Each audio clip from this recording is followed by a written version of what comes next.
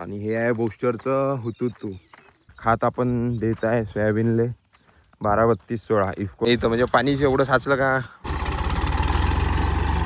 तर सर्वांनी रामराम. आज आपण सोयाबीनची पेरणी करून घेणार आहे. ट्रॅक्टर अजून यायचा आहे. 7 वाजले आहे सकाळचे. कालच करणार होतो पण काल काही तो ट्रॅक्टर मिळाला नाही, तर आज येऊन राहिला ट्रॅक्टर. तर हा एक प्लॉट आणि तिकडला एक प्लॉट, हे 5 एकर आहे. म्हणजे हे 10 फुटाच्या अंतरात आपण इथं या दोन्ही प्लॉटमध्ये बूस्टरचं टाकणार आहे हुतुतू.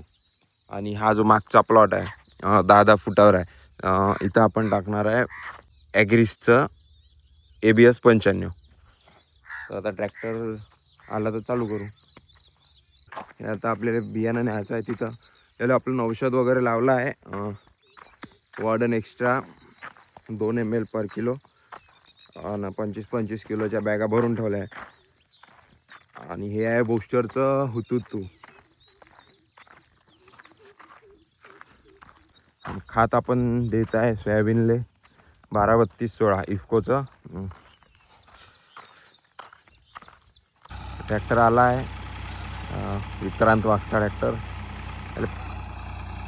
आपल्या बॅगा पण येऊन तयार आहे.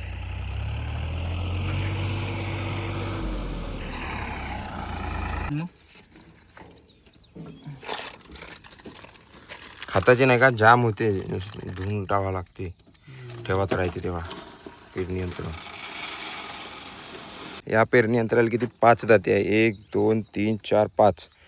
आणि आपण बियाणं टाकणार आहे 25 किलो एकरी आणि खत टाकणार आहे 40 किलो एकरी, 40 ते 50 किलो एकरी.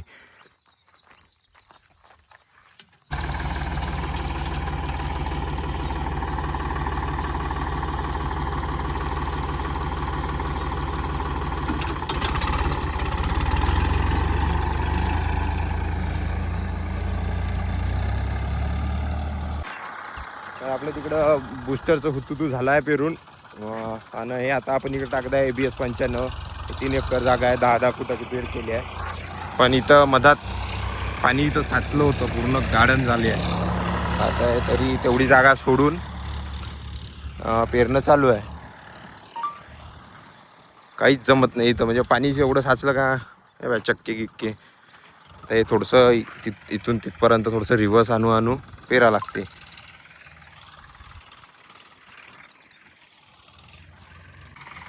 तर हा प्लॉट झाला आता पेरणं करून.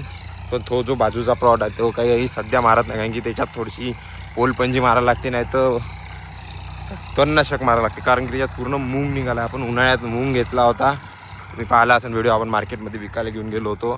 तर मूग निघाला आहे त्याच्यात, म्हणजे तणकट झाला आहे. समोर ते त्रास देऊ शकते, त्याच्यामुळे तणनाशक मारायला लागते, नाही तर पोलपंजी.